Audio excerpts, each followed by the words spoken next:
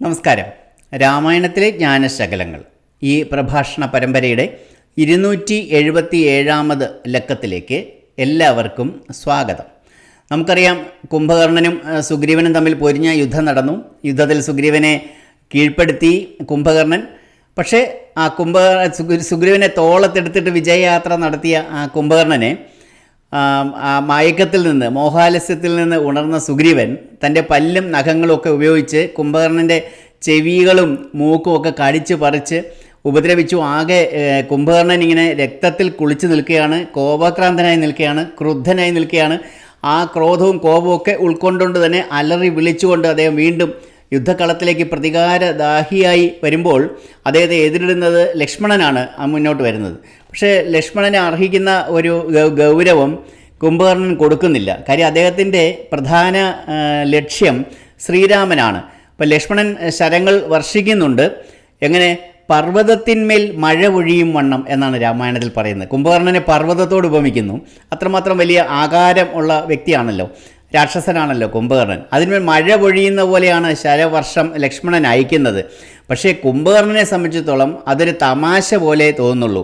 അദ്ദേഹം വാ തുറന്നിട്ടൊരു 10, 100, 1000 വാനരന്മാരെ വായ്ക്കുള്ളിലാക്കി ഇങ്ങനെ അടയ്ക്കുമ്പോൾ അവർ ചെവികളിലൂടെ മൂക്കിലെ ആ ദ്വാരത്തിൽ കൂടി അവർ പുറത്തു വരും.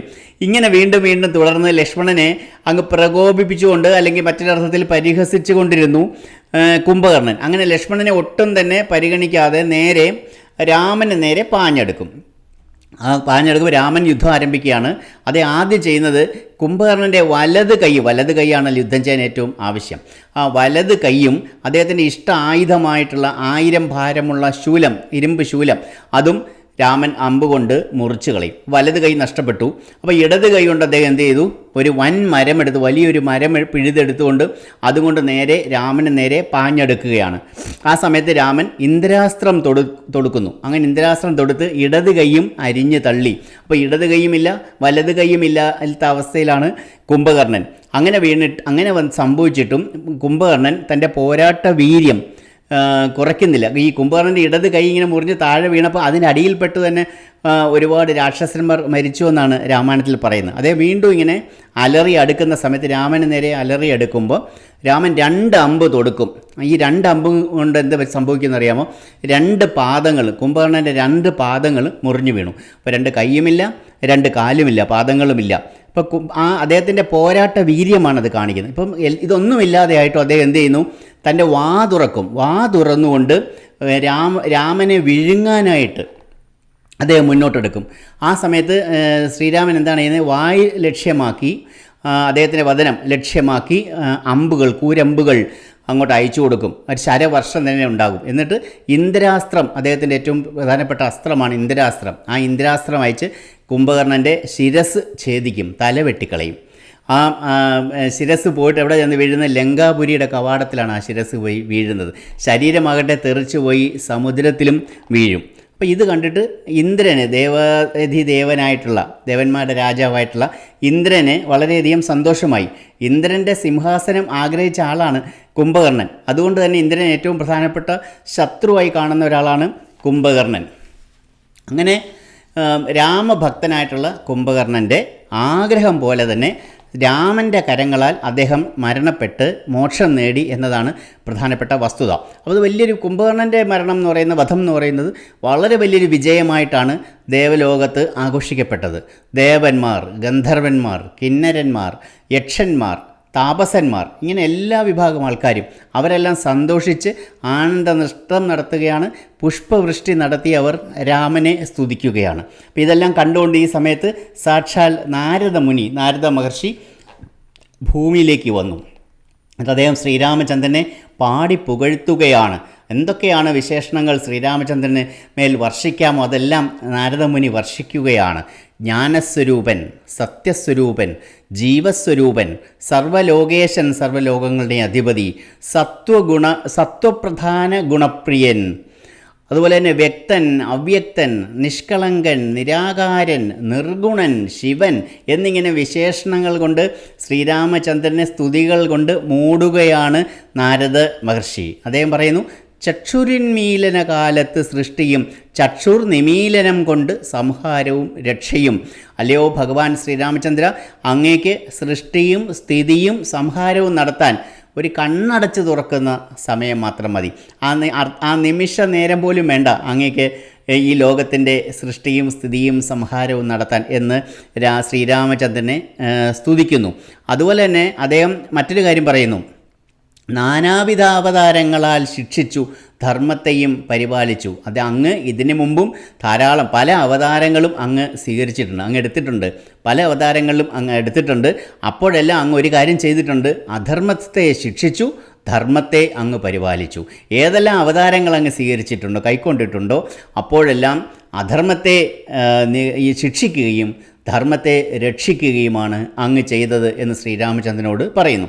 അതുപോലെ തന്നെ മറ്റൊരു പ്രധാനപ്പെട്ട കാര്യം ശ്രീരാമചന്ദ്രൻ പറയുന്നത് നമുക്കെല്ലാം മനസ്സിലാവേണ്ടതുണ്ട്. ത്വൽ പ്രസാദം കൊണ്ടൊഴിഞ്ഞു മറ്റൊന്നിനാൽ ത്വൽ ബോധം ഉണ്ടായി വരികയും ഇല്ലല്ലോ. അതായത് അങ്ങയുടെ അനുഗ്രഹം കൊണ്ടല്ലാതെ അങ്ങയെ അറിയാൻ കഴിയില്ല. അപ്പോൾ ആർക്കാണോ ദൈവത്തെ, ഈശ്വരനെ, ഭഗവാനെ അറിയാൻ ആഗ്രഹമുള്ളത്, ഈശ്വര സാക്ഷാത്കാരം വേണമെന്ന് ആർക്കാണോ ആഗ്രഹമുള്ളത്, അങ്ങനെ ഉണ്ടാകണമെന്നുണ്ടെങ്കിൽ, അങ്ങനെ ആഗ്രഹം തന്നെ ഉണ്ടാകണമെന്നുണ്ടെങ്കിൽ, അത് നടക്കണമെന്നുണ്ടെങ്കിൽ ഈശ്വരൻ്റെ തന്നെ അനുഗ്രഹം ഉണ്ടായാൽ മാത്രമേ കഴിയൂ. അതാണ് ത്വൽ പ്രസാദം, അങ്ങയുടെ പ്രസാദം, അങ്ങയുടെ അനുഗ്രഹം ഉണ്ടെങ്കിൽ മാത്രമേ ത്വൽ ബോധം, അങ്ങയെ പറ്റിയുള്ള ബോധം, അറിവ്, സാക്ഷാത്കാരം ഉണ്ടാകാൻ സാധിക്കുന്നുള്ള അൾട്ടിമേറ്റ് ആയിട്ടുള്ള ഒരു നോളജാണ് നാരദൻ ഇവിടെ നമുക്ക് വേണ്ടി കൂടി പങ്കുവെക്കുന്നത്. ഇപ്പോൾ നാരദൻ പറയുന്നു, ഇപ്പോൾ എനിക്ക് അങ്ങയുടെ പാതാരവിന്ദങ്ങളെ സേവിക്കാനായിട്ടുള്ള അവസരം അങ്ങയുടെ അനുഗ്രഹത്താൽ കിട്ടിയിരുന്നു. എനിക്കിവിടെ വരാനും അങ്ങയുടെ പാതാരവിന്ദങ്ങളിൽ തൊഴാനും നമസ്കരിക്കാനും സ്തുതിക്കാനും കീർത്തനം ചെയ്യാനും ഭജിക്കാനും പ്രാർത്ഥിക്കാനും ധ്യാനിക്കാനും എനിക്ക് അവസരം കിട്ടിയ എന്തുകൊണ്ടാണ്? എൻ്റെ കഴിവുകൊണ്ടല്ല, അങ്ങയുടെ അനുഗ്രഹം എനിക്കുള്ളതുകൊണ്ടാണ്. അങ്ങയുടെ കൃപാകടാക്ഷം എൻ്റെ മേൽ ചൊരിയണമേ എന്ന് നാരദമുനി പ്രാർത്ഥിക്കുന്നു. എന്നിട്ട് അങ്ങ് പറയുന്നു, അന്ന് അദ്ദേഹം പറയുന്നു, ഈ മായ കൊണ്ട്, ഈ മായ എന്ന് പറയുന്നത് അങ്ങ് തന്നെയാണ്, ഭഗവാൻ തന്നെയാണ് മായയെ സൃഷ്ടിക്കുന്നത്. ഈ മായ കൊണ്ട് എനിക്ക് കാമക്രോധ ലോഭമോഹാദികളിൽ നിന്ന് മോചനം ലഭിക്കുന്നില്ല. അപ്പോൾ നാരദ മഹർഷിയുടെ അവസ്ഥ ഇതാണ്. അപ്പോൾ നമ്മളെപ്പോലുള്ള സാധാരണക്കാരുടെ അവസ്ഥയെപ്പറ്റി പറയേണ്ടതില്ലല്ലോ. നാരദ മഹർഷി തന്നെ പറയുന്നു, അദ്ദേഹത്തിന് കാമം, ക്രോധം, ലോഭം, മോഹം ഇതിൽ നിന്നെല്ലാം പൂർണ്ണമായിട്ടും മുക്തനാവാൻ സാധിക്കുന്നില്ല. അതിൽ നിന്ന് മോചനം കിട്ടാൻ ഭഗവാന്റെ അനുഗ്രഹം ഉണ്ടാകണമേ എന്ന് അന്ന് അദ്ദേഹത്തോട് പ്രാർത്ഥിക്കുന്നു. എന്നിട്ട് പറയുന്നു, എനിക്ക് അങ്ങയുടെ കഥകൾ കേൾക്കണം, ഇനിയും എനിക്കും അങ്ങയുടെ ചരിതം, അങ്ങയുടെ കഥകൾ എനിക്ക് കേൾക്കണം. എൻ്റെ മനസ്സിൽ എനിക്ക് എപ്പോഴും അങ്ങയെ ധ്യാനിക്കണം, എപ്പോഴും എനിക്ക് അവിടുത്തെ പൂജ ചെയ്യണം. ഈ പ്രപഞ്ചം മുഴുവൻ, ഈ ലോകമായ ലോകം മുഴുവൻ, 14 ലോകങ്ങളിലും എനിക്ക് അങ്ങയുടെ ചരിതം, അങ്ങയുടെ കഥകൾ ഇങ്ങനെ പാടി പാടി നടക്കണം. അങ്ങയുടെ നാമങ്ങൾ ജപിച്ചുകൊണ്ട് വിശുദ്ധനായി എനിക്ക് ഈ പ്രപഞ്ചമെമ്പാടും സഞ്ചരിക്കണം എന്ന് പറഞ്ഞിട്ട് അതിനുള്ള അനുഗ്രഹം ചോദിക്കുകയാണ്.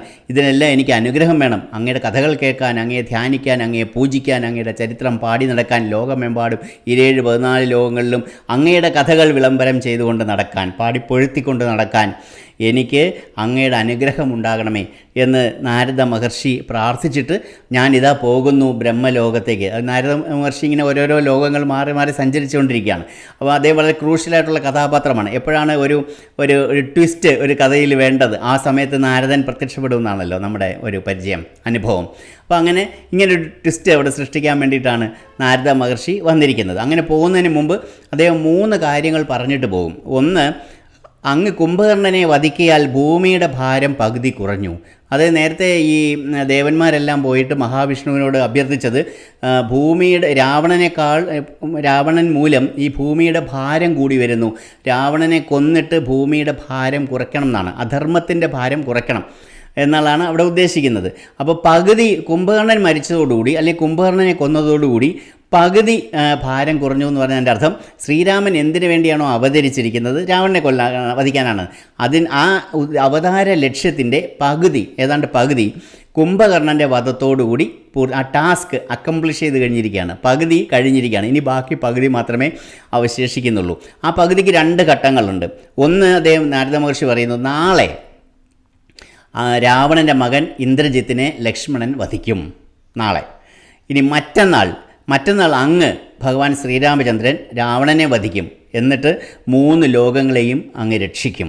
ഇത്രയും പറഞ്ഞൊരു പ്രവചന സ്വഭാവത്തിൽ നാരദമുനി ഇത്രയും പറഞ്ഞിട്ട് ശ്രീരാമചന്ദ്രനെ വണങ്ങി അദ്ദേഹത്തിൻ്റെ ബ്രഹ്മലോകത്തിലേക്കുള്ള യാത്ര തുടരുന്നു.